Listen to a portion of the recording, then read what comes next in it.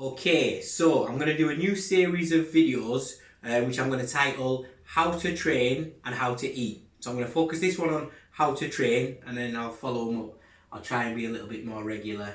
And before any of you lot comment below, I know hairdressers are open. I've got a little bit of attached to this microphone head, so we can just leave it there. So, how to train. First little snippet I want to tell you about is I want you to inject a short burst. This is not going to sound too radical, but bear with me. A short burst of some very intense training into your workout with an idea of getting out of breath. So let's just think about two familiar types of training.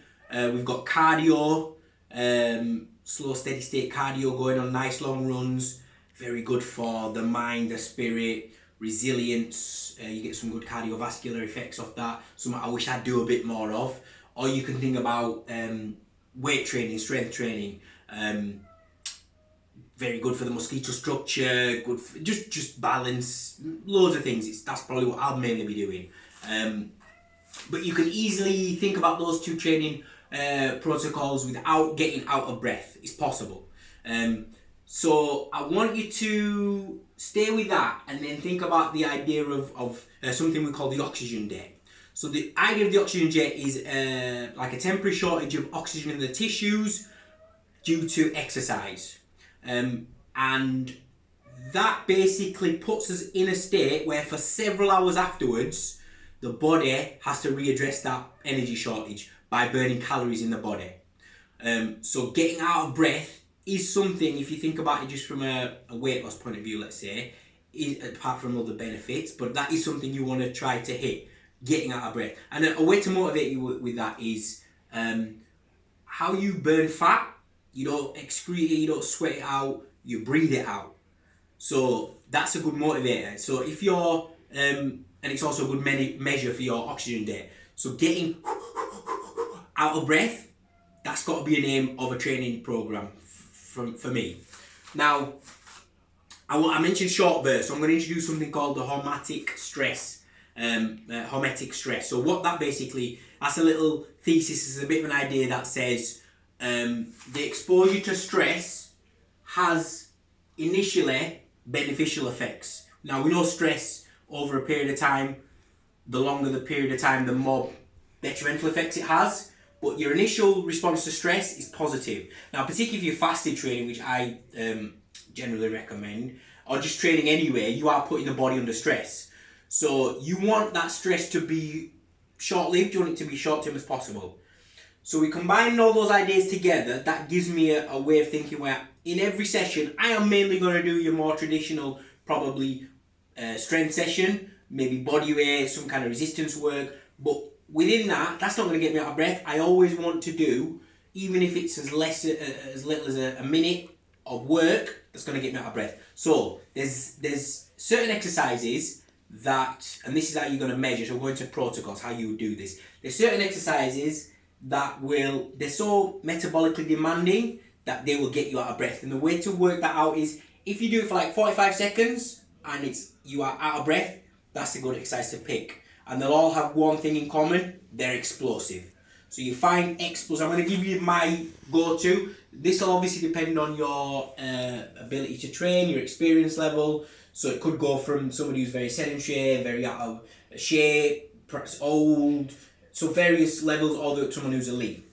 So you want to find an exercise. So I'll go through those over time, but just for now I'll give you my basic exercise.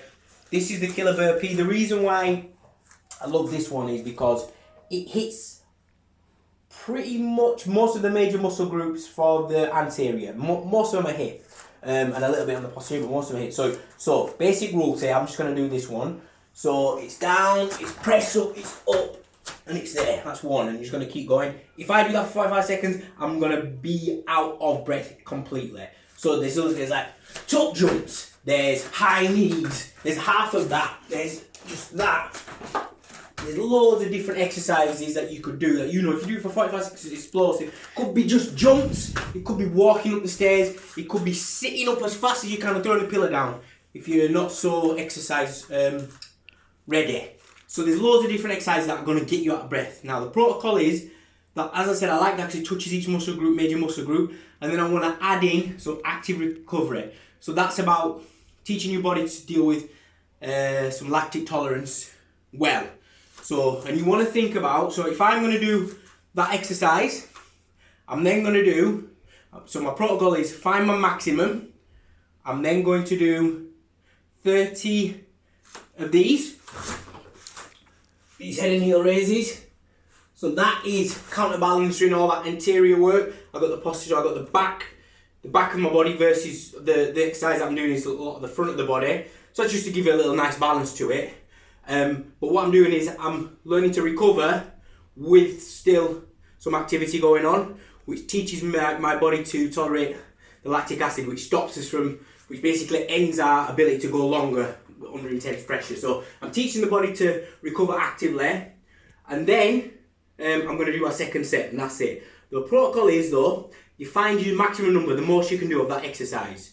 So for me it's 20. So I'm going to do half of that. I'm going to do 10. I'm going to do 30 active recoveries. So for example, if your exercise is purely just a leg-based exercise like these, your active recovery, you want something easy but something top half. So just pressing against the wall. You get 30 of them, and then you're going to go again. Now, then your next phase is the second time you do the exercise, you're just going to do as many as you can. Because once you put a number in your head, you will just psychologically go for that number, where maybe you could have done a lot more. So, and then we always need that story to tell ourselves. So the story to tell ourselves, I'm going to beat my number, maybe not every day, but the next day. So, or the next week, sorry, each week, and then your maximum hopefully will go up. So I'm just saying that's maybe 90 seconds. You can implement that either before you do your normal workout or after, just so you get to the stage where you're out of breath, you're getting into that oxygen debt, think about you breathing out fat, and then next time I'm going to go to some how to eat info. Alright, nice one.